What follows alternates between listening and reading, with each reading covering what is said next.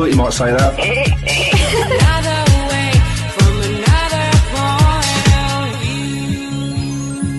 London Taxi Radio, the cabby's choice. Good morning, James. Glad to have you in the back of the cab.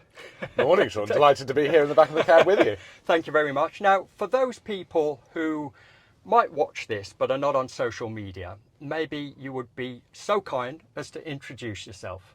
Thank you. So I'm James Thomson. I'm an elected councillor in the Corporation of London. I represent Walbrook Ward, which is right here in the City of London, and includes Bank Junction. As one of my key roles in the city is I'm chair of the City of London Police Authority, so in any other force would be Police and Crime Commissioner, but we have a slightly different structure in the city. Now, for those who are on social media, you've been running a high-profile campaign to restore taxi access across Bank Junction and other areas in the City of London, including Bishopsgate, but we'll come on to that. Why has it come to the fore now, and what made you kickstart the campaign in the first place?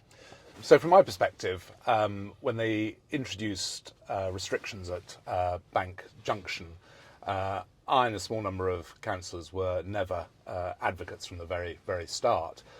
There were a number of councillors who supported the restrictions on the basis of it initially being a trial, and when it was brought in permanently, if there were unintended consequences, it would be very easy to change or alter those restrictions. In fact, it's been proven to be anything but easy or straightforward, and indeed we've been talking about lifting the restrictions potentially for black cabs for the best part of 5 years, and that led to us having a motion at the Court of Common Council which was put forward by Alderman Tim Hales and supported by 44 other councillors back in April 2022 to get on with and evaluate the lifting of restrictions at Bank. Here we are 2 years on, Right. and we're still talking about it, and hence the need to really ramp up the campaign, which we started doing in September last year. So, on the website, you state that taxis are an integral part of London's public transport network and lifting restrictions is important. And you go on to list a number of groups and people who lifting restrictions would benefit. Can you just run us through that list and why it is important to them? Yeah, so what I would start off by saying is some people think this is a campaign by the taxi trade. First and foremost, this is not a campaign by the taxi trade or for the taxi drivers themselves. The reason I've got so engaged with this campaign is representing the ward in the heart of the city. It's really clear that passengers, users of black cabs are unable to get cabs due to lack of availability. And that lack of availability is directly linked to the restrictions. The data show it, the feedback from drivers show it. But the groups that I are campaigning for are effectively city businesses who are absolutely reliant on taxis for short journeys getting in and around the city. When they have visitors coming from overseas, they have complaints that they're unable to get to or from businesses in the city. The case of one elderly owner of a financial services business in this ward who refuses to come into the city and will have all of her meetings in the West End. I think there's a real risk that business will relocate outside. It's also for the mobility challenged. I've had stories of people who have come out of events, whether they've got back pains, arthritic, wheelchairs, simply unable to get taxis. So on equality grounds, it's really important that taxi access is restored. I had the story of one lady who works for a city business who now finds it so difficult to get in or out of her business, previously relying on black cabs. She is thinking of getting a job elsewhere. That is just unacceptable. Yeah. It's also women's safety. One of the key priorities in the city is having a safe nighttime economy, tackling and preventing violence against women and girls.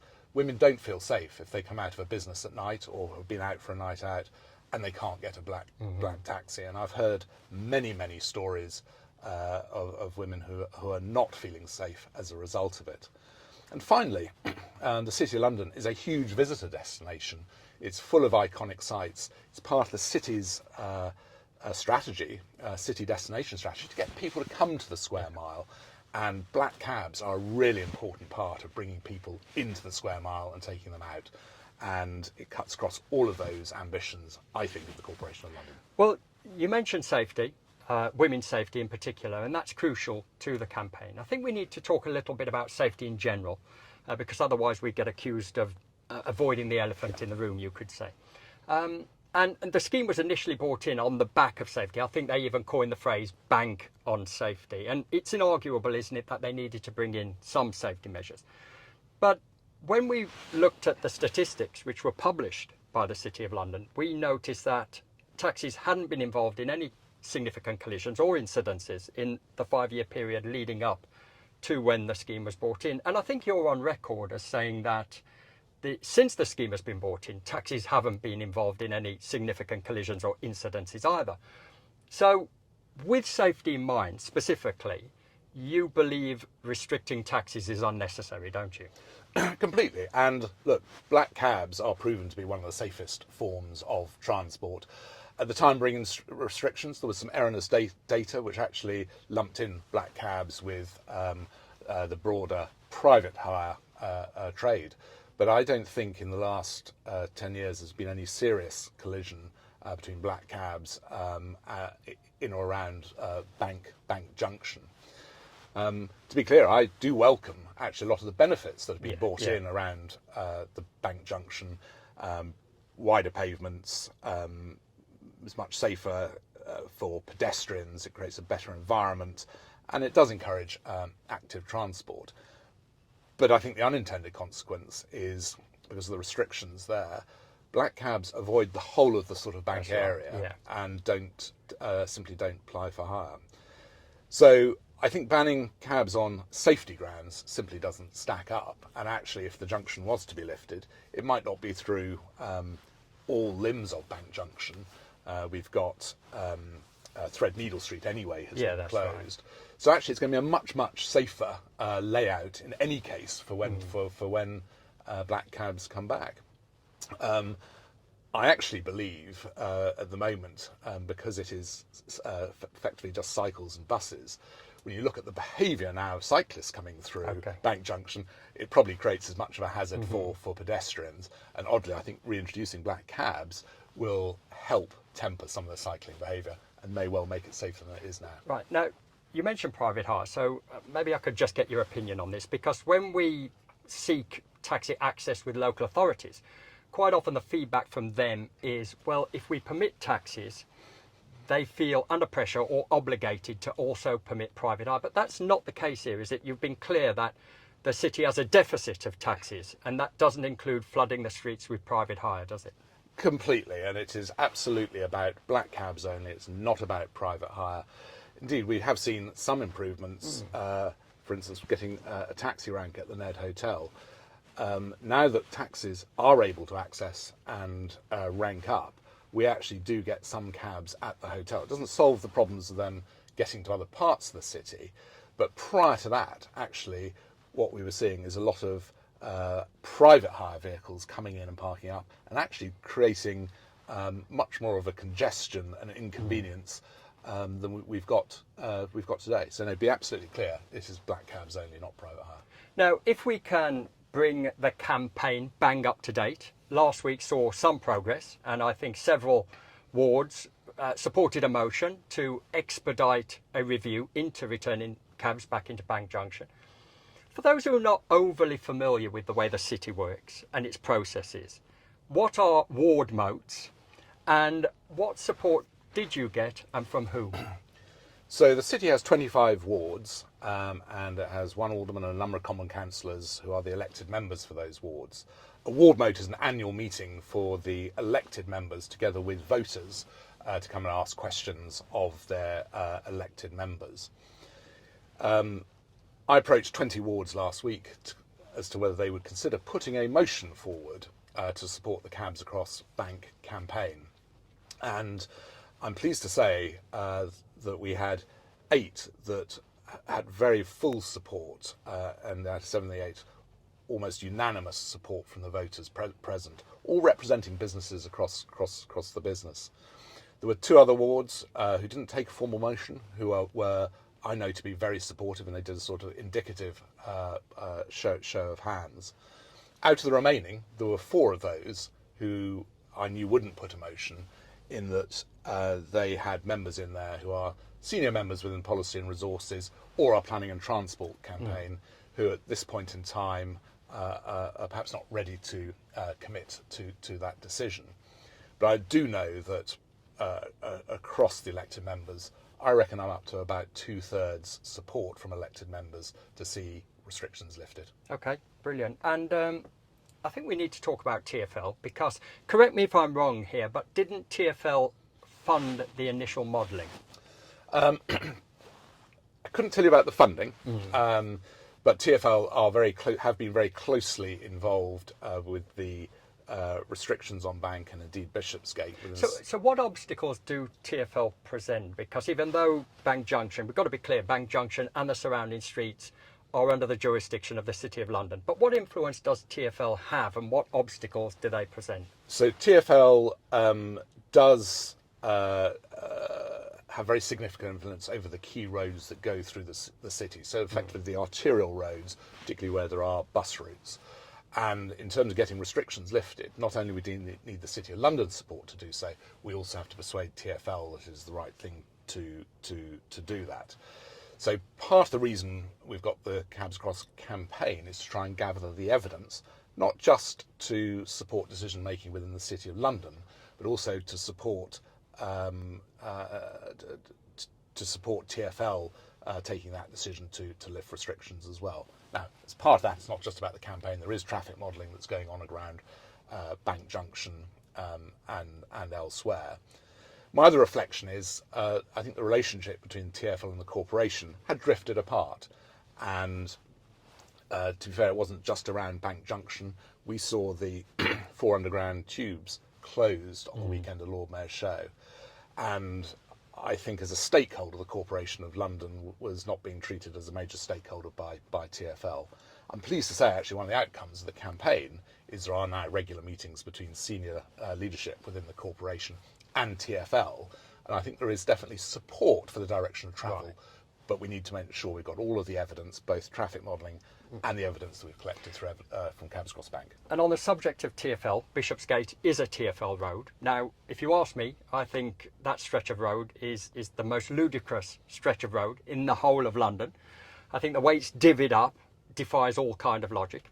It is also a critical route from one major transport hub, Liverpool Street, to another major transport hub, London Bridge, as well as London Bridge Hospital and Guy's Hospital. And it also prioritises one stretch of road above several other more intricate roads in the City of London. What wider impact does the restrictions on Bishopsgate have, and by extension London Bridge, on the surrounding area? So they're quite significant, and actually when you look at journey times and therefore the cost of journeys from people, for instance, going from Liverpool Street across to London Bridge, you can see journey times which should be, quite frankly, probably closer to 10 minutes, taking 25 minutes. And probably fair to say that the cab fare is almost doubling from what probably should have been a £10 fare, possibly slightly less, to something that's probably approaching £20. And again, I've had stories of people arriving into Liverpool Street seeking to go to London Bridge Hospital and missing meetings as a result of not being able to get there. I think the other unintended consequences, and you see it around the Bank area as well as around Bishopsgate, actually it pushes a lot of traffic onto the sort of narrower streets, and it causes congestion. And one of the reasons that people suggest that the restrictions are good in these areas is to reduce pollution. In my view, I think it's having a counterproductive effect. When you look at some of the streets in and around, you've got high congestion, pollution, and indeed I think it's making the environment on those surrounding roads much worse. Yes, I mean, I rarely work from London Bridge Station now because invariably they want to go into the city, and the circuitous route you're pushed around on, just by the end of it, nobody is happy. Absolutely nobody is happy. Well, look, I mean, from an emotional standpoint, I love the city. I've always felt that taxis and the City of London shared a kind of synergetic relationship.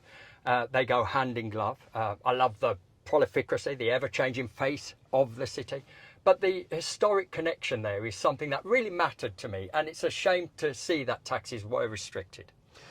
I completely agree. And look, the Hackney carriage trade goes right back to an Act of Parliament in the 1640s. And as part of that Act of Parliament, the Court of Aldermen in the City of London actually were part of regulating that trade. So I think the historic links with the taxi trade in the city go back many hundreds of years. In fact, I would suggest that actually taxis go far back as Roman London, Ladinium, Right. when savvy Romans used to hire out their horse-drawn carts for a few gold coins. So the taxi trade has been an integral part of the City of London for over 2,000 years. Coming back to the modern times, we talk about the importance of London as a financial district and how we should be deregulating it, making it easier for companies to list here and businesses to locate here. And whether it's capital or cabs, we should be deregulating and lifting restrictions. If people want to submit evidence, how do they go about doing that? And importantly, where do we go from here? So it is really important. There is a Cabs Across Bank website, cabsacrossbank.london. The email address, which is also available on the website, is cabsacrossbank@gmail.com. Really keen to hear from drivers, but in particular passengers and users who have had challenges getting black cabs in the bank area, or indeed in the city, or their experiences of some really difficult journeys. I've had about 700 submissions. More than half of those are from passengers, and of those passengers, at least half of those are from women, going back to why we need the campaign. But please do encourage passengers and users to visit the website and submit evidence to support that. There is an ongoing consultation at the moment. I'm expecting a paper based on that study to go to the Streets and Walkways Committee, which is a subcommittee of Planning and Transport, in May, and then a week later for it to go to the Planning and Transport Committee to consider the options that are being proposed. Thereafter, it should go to the Court of Common Council in June, and if successful in terms of getting those restrictions lifted, I would expect to see those restrictions lifted by spring 2025.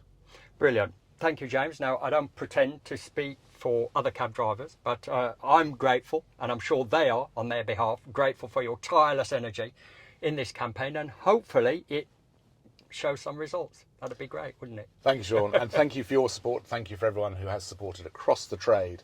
And one of the things I have found is there are lots of different groups across the trade, like any organisation, but everyone has come behind this, whether it is yourself, some of the other trade outlets, the LTDA, United Cabbies, Worshipful Company of Hackney Carriage Drivers, and many others. And it has, I've really welcomed that support from you, but also the support from all of those outside, including the businesses, fellow members, disability groups, and those campaigning for women's safety. Brilliant. Thank you, James, and hopefully I'll see you soon. Thank you. Thought you might say that.